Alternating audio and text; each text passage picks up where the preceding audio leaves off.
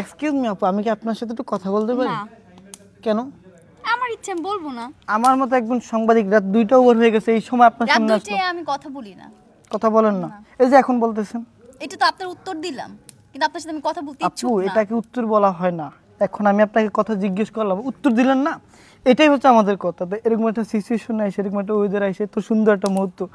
আমরা হচ্ছে যে ইকসান রনি পরিসরে তো মোহাম্মদ সাইফুল ভাই প্রযোজিত সুন্দর একটি নাটক নয়নের কাজল, সেখানটা আপনি হচ্ছেন সেই কাজল। এখন আপনি যদি সেই কথা না বলেন তাহলে কে বলবে? What is this? আমি কি চলে যাব? ওকে, কিছু বলেন। হোয়াটসঅ্যাপ গাইস,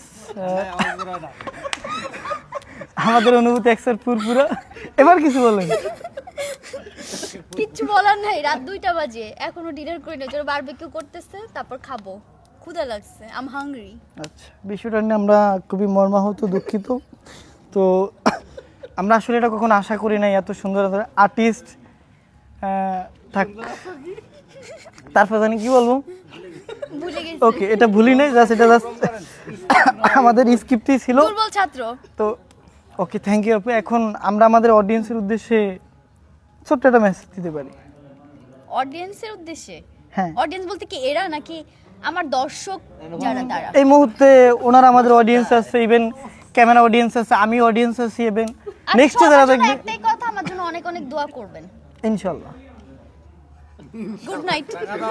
ইনশাআল্লাহ। Good night. ইনশাআল্লাহ। আল্লাহ হাফেজ। ইনশাআল্লাহ। Pack up.